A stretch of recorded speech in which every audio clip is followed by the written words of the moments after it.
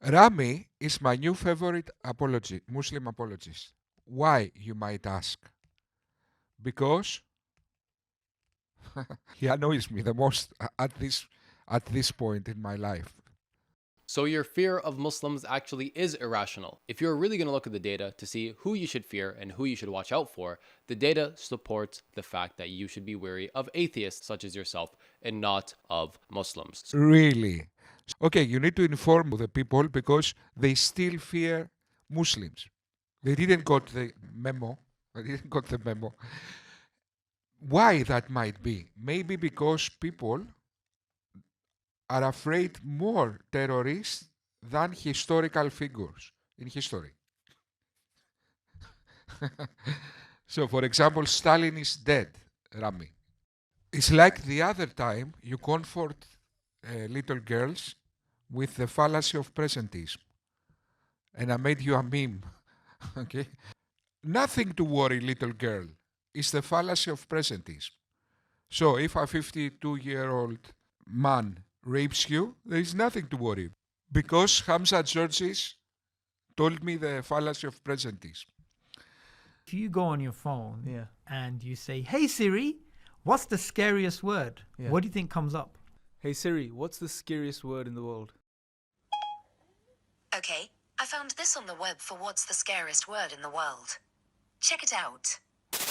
Yeah. Amazing. What do you mean amazing? That's not... Let me guess, Rami. The scariest word in the world is Richard Dawkins. Isn't that right? Or maybe Barbie. That might be that. That's not No, good news. shocking. Like, Yeah, it's the shocking. scariest word is Allahu Allahu Akbar. Akbar. But There are nuances, eh? But there are nuances. What but, my friend? It's over. If the scariest word in the world is God is great, then it's over, my friend. What but? What is but? What is after this? This is the end. Look, guys, he still wonders. He still wonders. Just the scariest word in the world is Allahu Akbar. Let's wonder. Maybe there are nuances. There are nuances because have you read the Quran?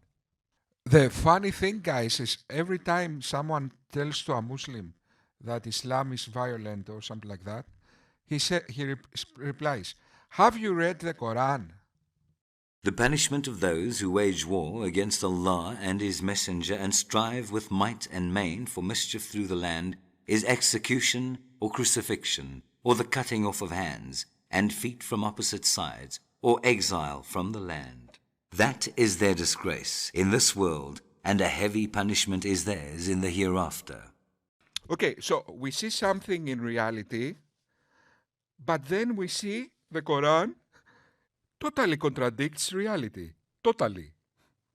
I mean, no connection whatsoever, eh?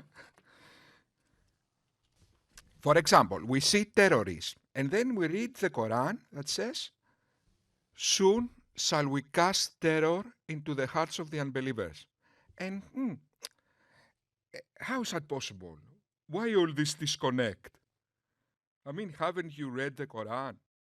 So your fear of Muslims actually is irrational. If you're really going to look at the data to see who you should fear and who you should watch out for, the data supports the fact that you should be wary of atheists such as yourself and not of Muslims. Some of the greatest atrocities, even in recent history, were carried out by atheists, not by Muslims. Firstly, we have Stalin murdered 20 million people. Mao Zedong's regime murdered 70 million people. Most mass murders were done by atheists. Even in recent histories, even in the West, most of them were carried out by atheists, not by Muslims, not by Christians, most by atheists. So we should fear atheists so much more, because although you want to throw this lie and this fake narrative onto Muslims that we're just barbarians and we just want to kill people and we're just, if we believe in God, we believe in religion, we're going to go around and kill people, they have no moral grounding. They can do whatever they want morally. They don't believe God is going to hold them accountable. We have two ways to investigate truth. First is logical consistency. Second is correlation to reality. Because the things you Muslims believe are not true, you focus on logical consistency and completely neglect correlation to reality. Your argument that atheists did atrocities because they have no divine accountability seems logical or logically consistent, but it's not true because it doesn't correlate to reality. Communists and Nazis didn't do their atrocities because they thought they don't have divine accountability. That is simply wrong. They did their atrocities because of communist political dogma. In fact, biological and social conformity makes people moral, plus we have empathy, plus we have family and social moral education. We also have the judicial system and correctional facilities and all these kind of things.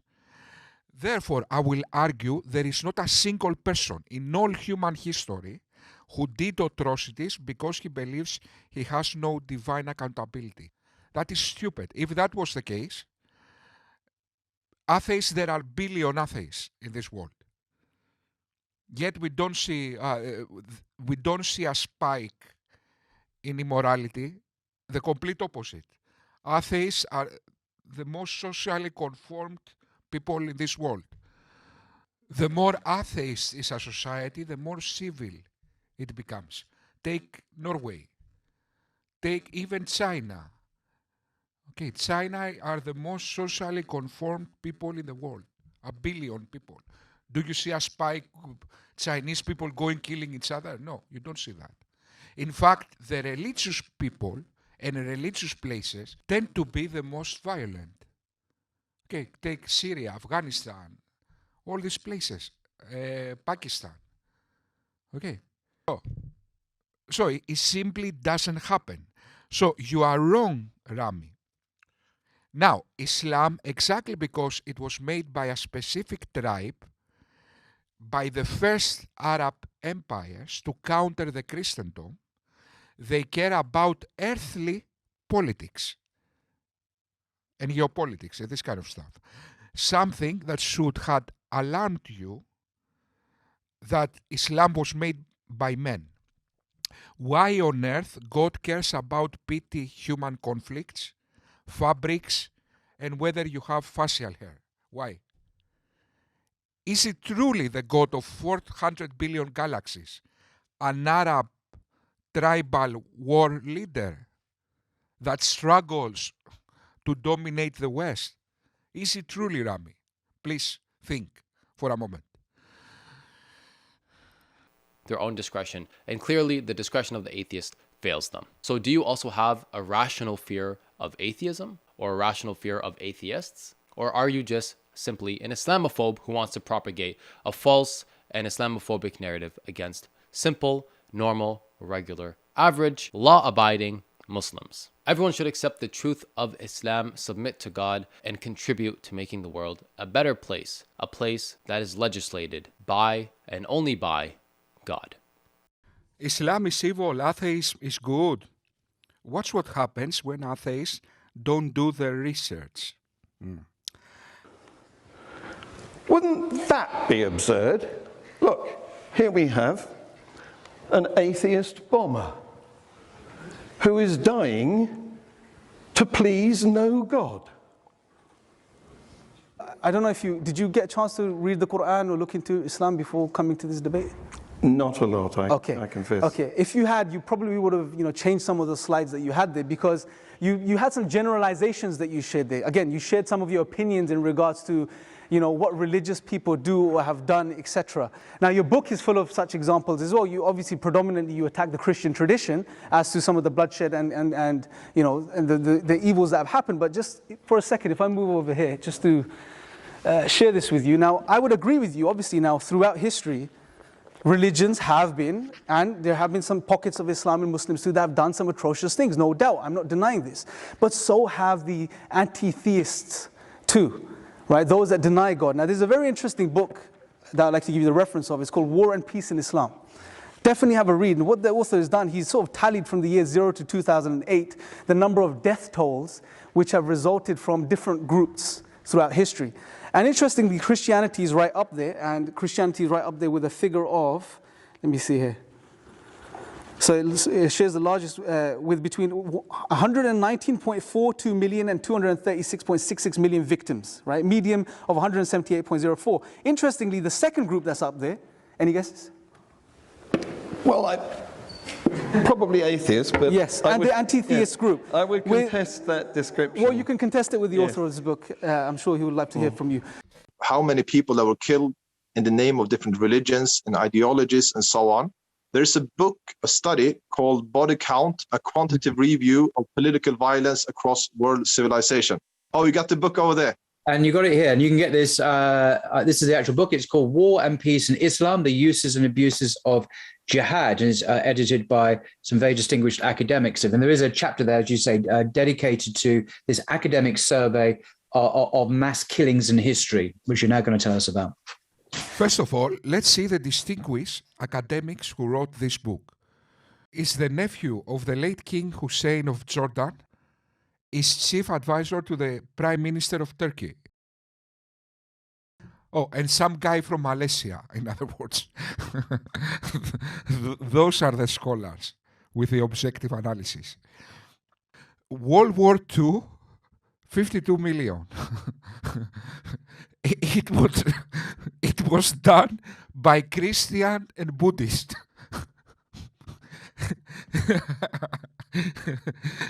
These guys blame World War II to Christianity and Buddhism.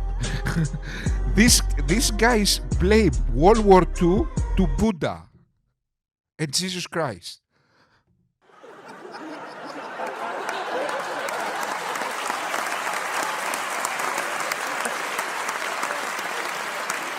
Then we go to World War I, 66 million. It was Christian. Christians are responsible for World War I. It's Christianity responsible. And look at these people.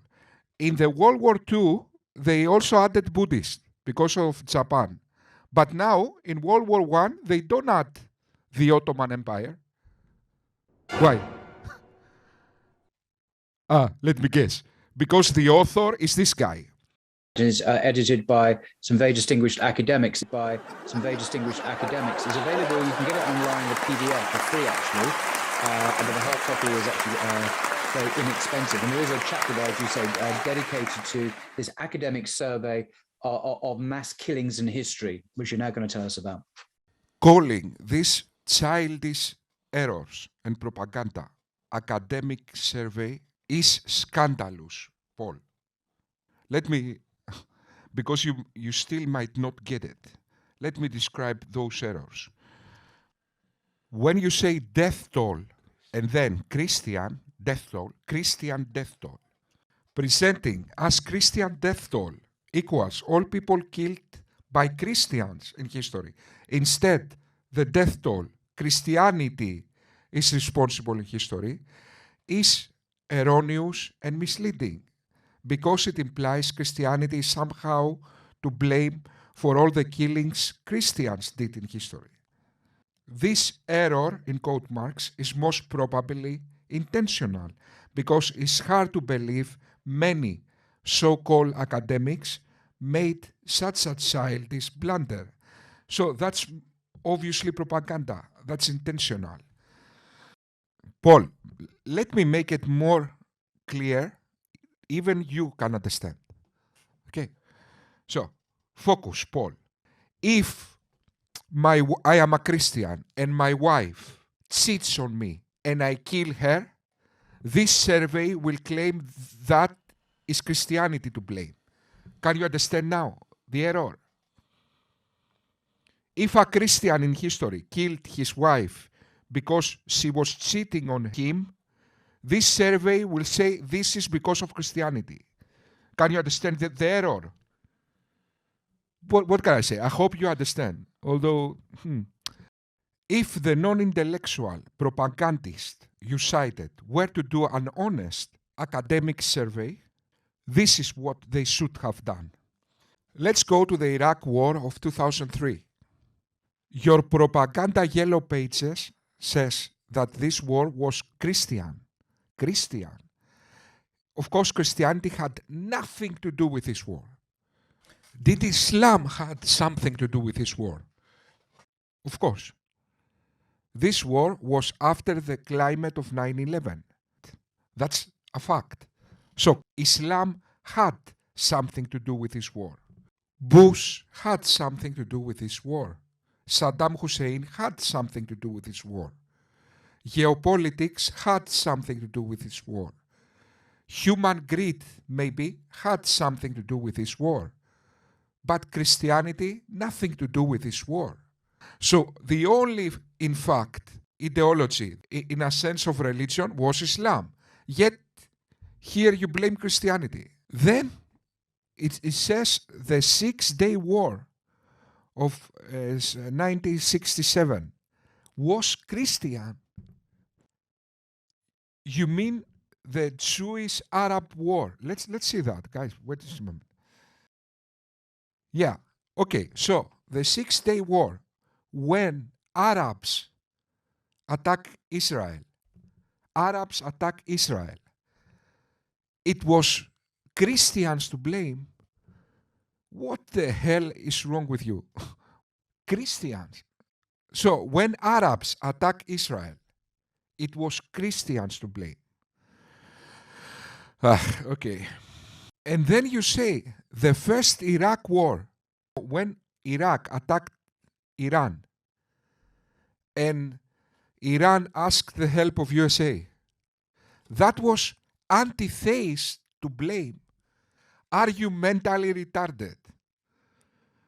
So when Muslims in Iraq attacked Iran, it was anti-theist to blame. What? Okay.